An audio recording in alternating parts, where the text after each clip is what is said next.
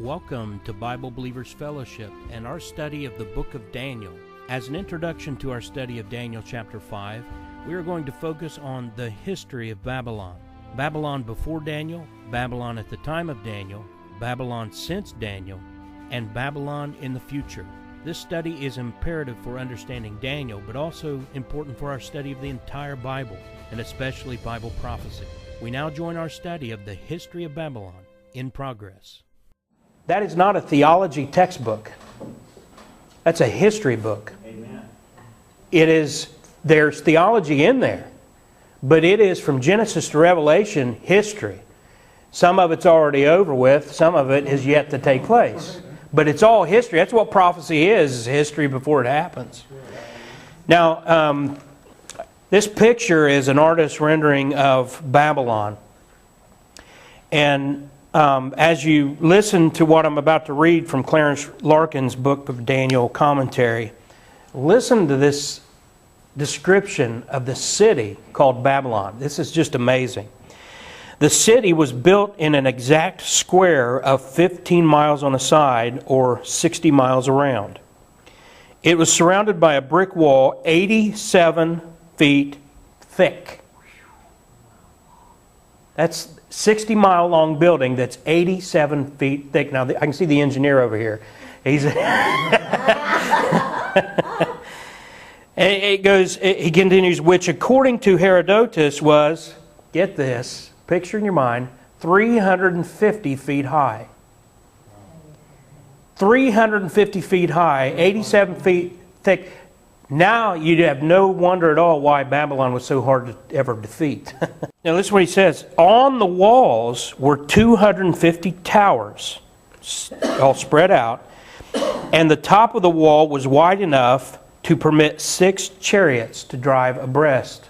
This was basically a 6-lane highway. 350 feet in the air, 60 miles around, just like we have 270. Yeah. Only all we did was pave the dirt. We put pavement on top of the dirt. He built this massive 350-foot wall, 87 feet. He continues and says that there was a vast ditch or a moat that surrounded the city outside that wall, kept filled with water from the river Euphrates, and crossed by drawbridges in front of the gates. Inside the wall, and not far from it, was another wall. Not much inferior, but narrower, extending around the city. Now, try to picture this. 25 magnificent avenues, 150 feet wide, ran across the city north and south, and the same number ran across them at right angles from east to west, making 676 squares. Now, again, he says that there was a wide avenue that ran across the city inside the walls and close to them, into which the cross avenues emptied. So it's like just a laid out system. At the end of these cross avenues, magnificently burnished 2-leaf gates of brass were built in the city walls that shone as they were open or closed in the rising or setting of the sun like leaves of flame, meaning it looked like fire coming off these gates because they shine like brass. Now this blew my mind. This is technology that I didn't know that existed back then. He said at the central avenue there was a magnificent bridge that spanned the Euphrates River. At each end of the bridge was a palace.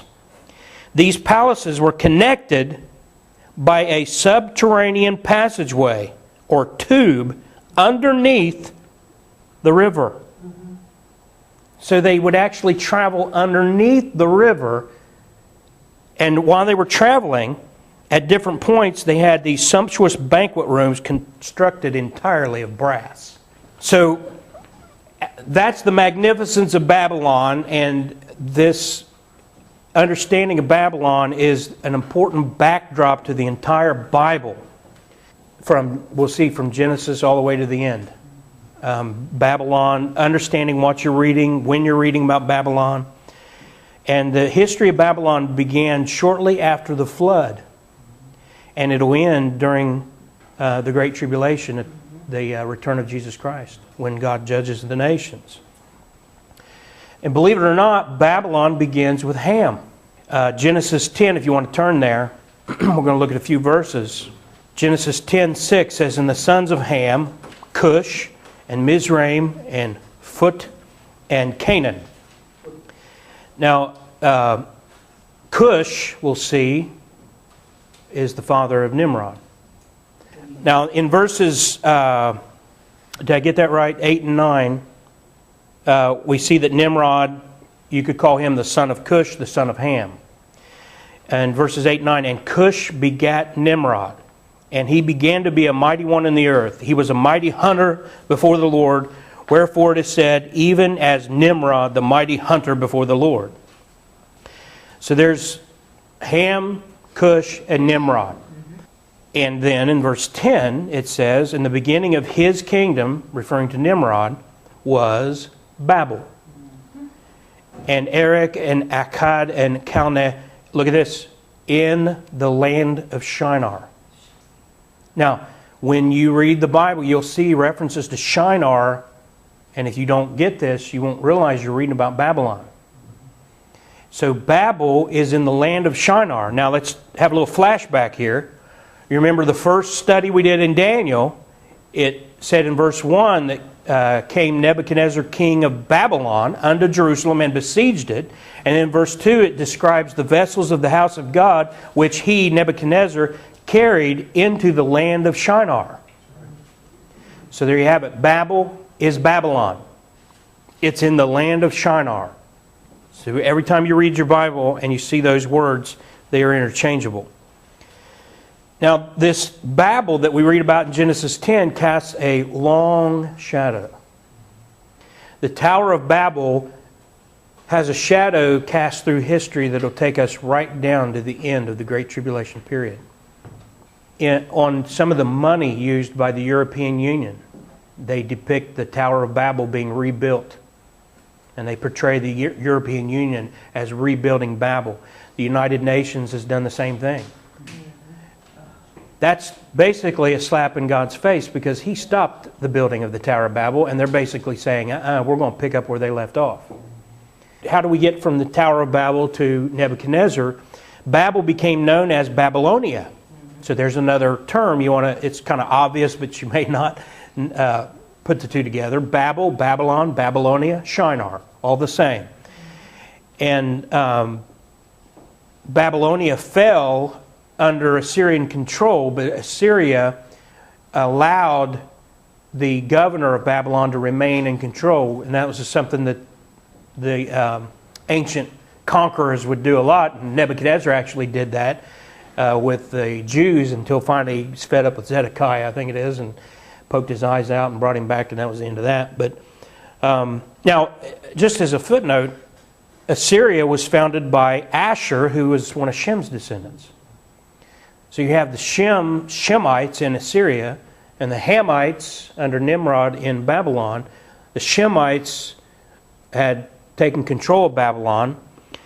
Then a man who was governor at this time in the mid-6th century BC, Nabopolassar, or Nabopolassar. He was assisted by Cyaxares the Mede. Now, of course, we know later in chapter 5, we're going to read next week, the Medes will come back into play, not as a friend of Babylon. But at this point, the Mede helped Nabopolassar throw off the Assyrians, and so Babylon became independent again of Assyria. And this Nabopolassar just happened to be Nebuchadnezzar's daddy. And that's how we get from Babel to where we are in Daniel 5. Now, this is very interesting. I give you the reference here for Josephus and his book on his history. Book 10, chapter 11, and section 1, he describes this event. But Nebuchadnezzar was sent as a youth. He was a young man. But Nabopolassar had become sick and frail and couldn't go out and fight. And he didn't trust his armies to just anybody, and so he decided he'd send his young man, Nebuchadnezzar, down to fight the governor of Egypt, Mizraim, who had rebelled.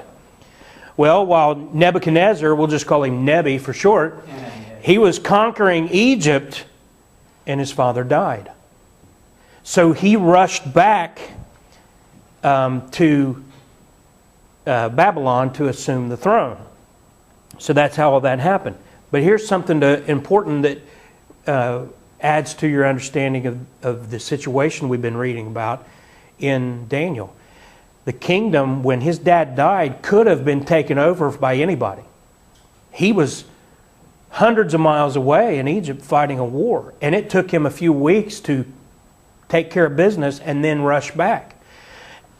The kingdom was preserved for him from the time of his father's death until his arrival by the leader of the Chaldeans. And now you understand why these guys who kind of seem like, for lack of a better term, boobs. These Chaldeans never could do anything for him. It seemed like they were always useless to him.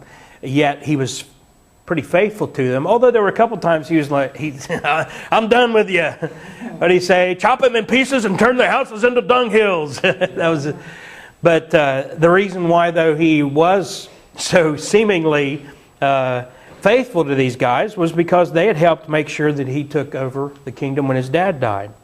Now, this political kingdom we've been reading about, Babylon, as we know, the Chaldeans and all these were very influential, and it was a occultic religious union with the political kingdom.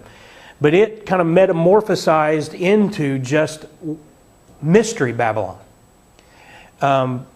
Political Babylon, as we'll see in chapter 5, falls to Medo-Persia, who, remember the image, was the arms of silver? But it doesn't die. Keep that in mind. They don't destroy Babylon. They take it over and usurp it into the Medo-Persian Empire. Religious Babylon then continues to live on, and it has merged into the mystery religions.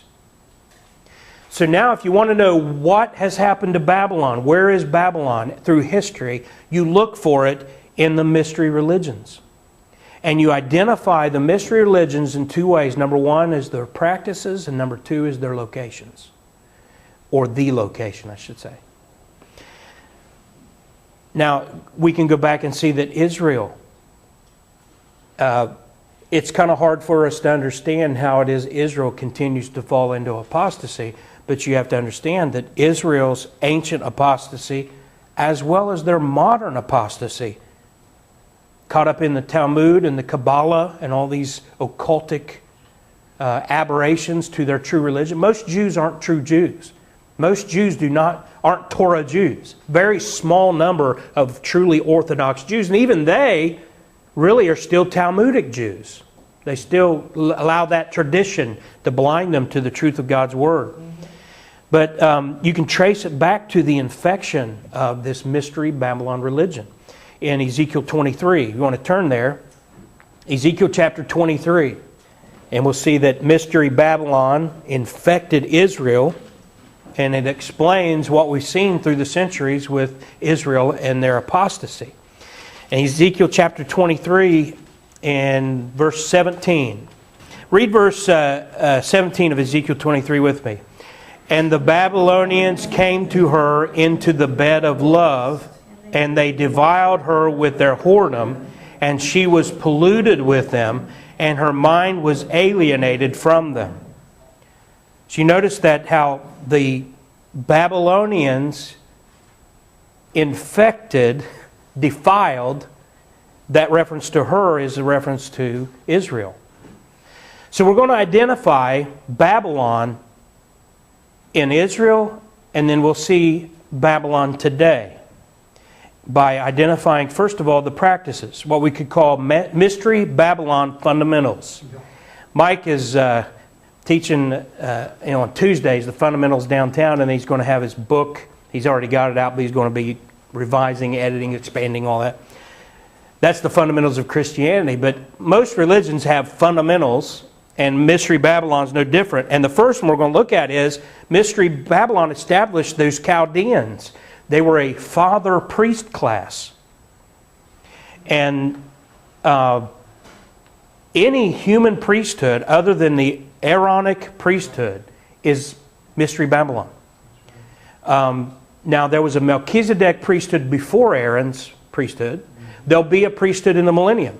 But we're talking about in this, in the Old Testament era, and now there's actually no priesthood because the veil was torn when Christ paid the full price for sin.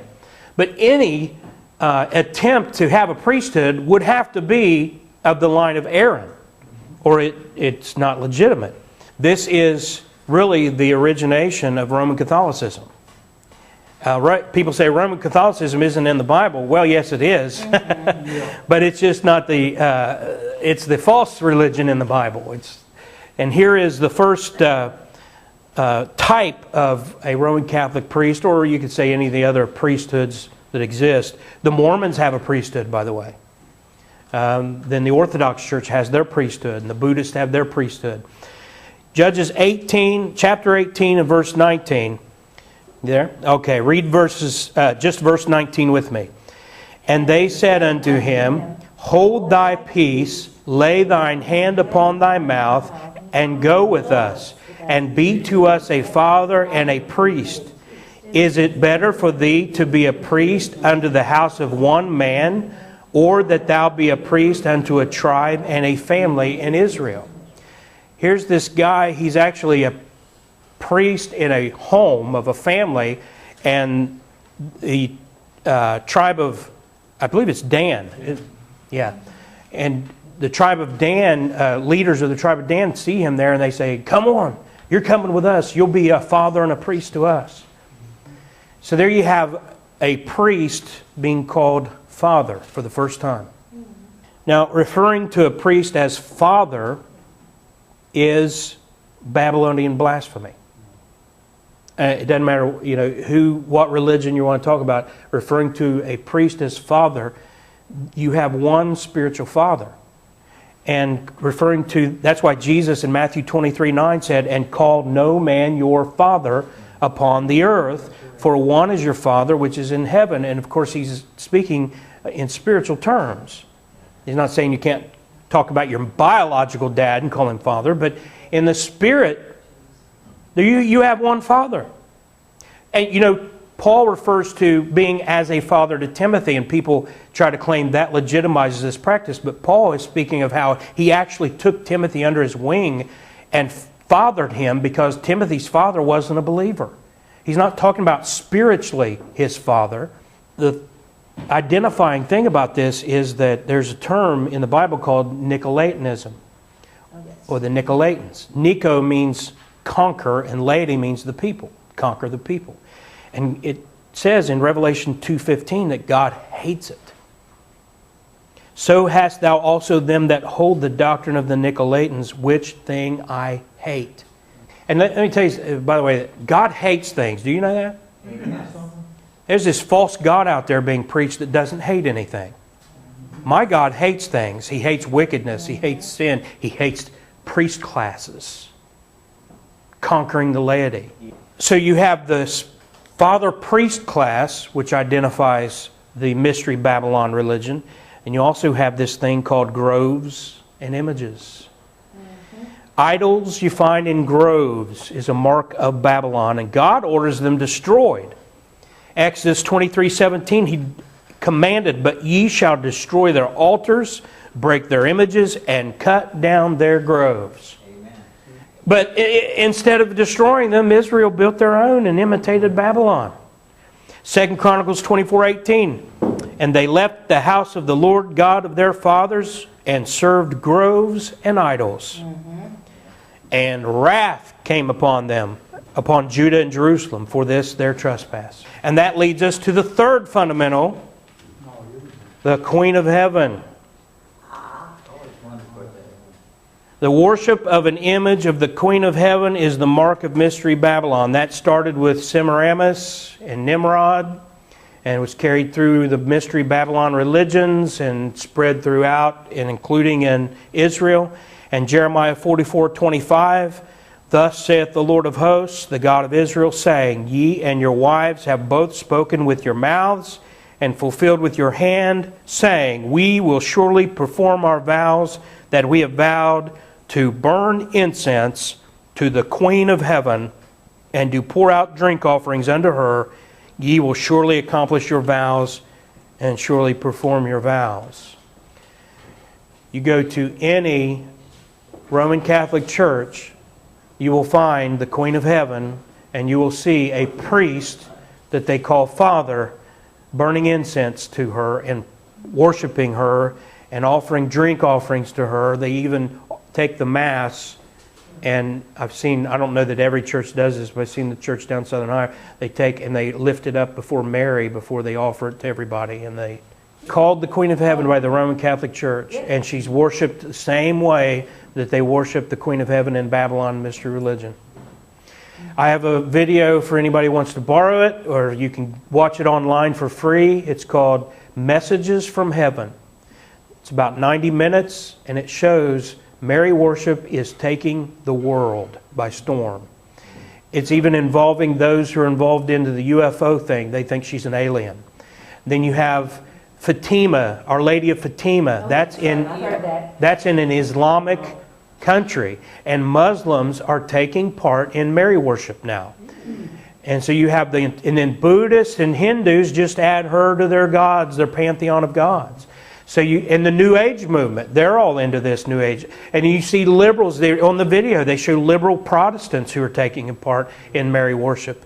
You go to the emergent churches, and they are taking part in Mary worship. So this thing's taken the world by storm. And by the way, just we'll say this and move on, but the Immaculate Conception, yes, that people always say that's Jesus being conceived of a virgin. His conception being of a virgin. It's not. The Immaculate Conception is that Mary was supposedly conceived without original sin. So you'll hear Catholics even don't even understand what they believe, because they'll even get confused on that. The doctrine of the Immaculate Conception is that Mary was born without original sin. So you have those three: Father, Priest, Class, Groves and Images, Queen of Heaven, and the final is the church-state setup. That's the fourth fundamental of Mystery Babylon. Nebuchadnezzar's empire was a church-state setup. His leaders, his hand-picked leaders, were all the Chaldeans and religious leaders. And there is only one global religion in our day that observes these four criteria and sits in the geographical location for Mystery Babylon. For that, we want to turn to Revelation 17. If you want to turn there, Revelation chapter 17. Revelation 17 verse 4. And the woman was arrayed in purple and scarlet color. Now, I want you to pay attention to this. The woman was arrayed in purple and scarlet color, and decked with gold and precious stones and pearls, having a golden cup in her hand, full of abominations and filthiness of her fornication. The Roman Catholic Church, that's their official colors. I mean official. I don't mean you just see it a lot. I mean that's their official colors. Yeah. And a cup, the chalice in her hand, represents that Eucharist. Now listen, everything God does, Satan counterfeits. There is the bread and the cup to be done in remembrance of Jesus Christ. But this is a cup of abominations. Cannibalism, claiming to eat the flesh and blood of Jesus Christ. That's what they say. That's what they claim. And the priest, father priest, claims to have the power to speak some hocus pocus and cause it to be transformed. And then when you eat it, you're eating flesh and blood. Now, I know this sounds crude, but I don't like living in a fairy tale world, folks. That means later on they flush Jesus. That's how ridiculous that doctrine is. If you ate him, then later on you flush him down the toilet. So it's a ridiculous blasphemy. But again, it identifies who this Mystery Babylon is. And it says in verse 5, and upon her forehead was a name written, Mystery Babylon the Great, the mother of harlots and abominations of the earth. Verse 6, and I saw the woman drunken with the blood of the saints and with the blood of the martyrs of Jesus. And when I saw her, I wondered with great admiration. Folks, you study Roman Catholic history, and I recommend A Woman Rides the Beast by Dave Hunt, and Fox's Book of Martyrs, and The Pilgrim Church by E.H. Broadbent. Those three books will detail for you the tens of millions of born-again Christians who were slaughtered by the Roman Catholic Church. Yeah. Burned at the stake, had their tongues ripped out, their eyes poked out, ripped open, raped, killed in numerous ways. Yeah, lit their bodies on stakes. All because people like you wouldn't accept the Pope and that Eucharist. They would hold the wafer up to people's face and say, confess that this is the real body of Jesus Christ. And they said, I will not, and they would die for it. Amen. Read those books, and you'll see. And that's why it says, I wondered with great admiration. Don't misunderstand what he's saying. This means he was blown away by this. How could this mystery Babylon that puts on all this religious show be so deadly for Christians and have killed the saints and the martyrs of Jesus? And it just blew John's mind, to put it in my terms. Look at verse 7. And the angel said unto me, wherefore didst thou marvel? I will tell thee the mystery of the woman and of the beast that carrieth her, which hath the 7 heads and 10 horns. And verse 9. And here is the mind which hath wisdom. The 7 heads are 7 mountains on which the woman sitteth. Bingo. The Roman Catholic Church is the Vatican State. The Roman Vatican State is located on Vatican Hill in Rome, and Rome is the city on 7 hills.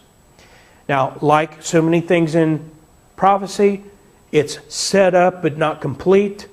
Yes, Vatican Hill is where it's at. Give it time. When the Antichrist, well, we'll be in heaven. But while we're in heaven and the beast is signing that 7-year treaty, he's going to bring the world together by giving everybody a little bit of what they want. The Dome of the Rock will not be destroyed. You hear people all the time saying that Dome of the Rock has to be destroyed. No, it doesn't. It is located, I believe Zola Levitt was right, it is located in the outer court. In Revelation 11 says, don't measure the outer court, it's been given over to the Gentiles. The Dome of the Rock can stay there, and they will still build the temple, and they will give Rome the other 6 hills. And that is when you know you've nailed it. And so the Roman Catholic Church is Vatican State. Vatican State is Mystery Babylon. But you learn, and then you look at what is going on in the church today, and so much of this Mystery Babylon has crept in. Be sure to visit our website at kjvbiblebelievers.com, where you can find a wealth of MP3 audio message downloads, along with additional videos, articles, and links. This message is brought to you by Bible Believers Fellowship, P.O. Box 662, Worthington, Ohio 43085. I am Greg Miller. Thank you for listening.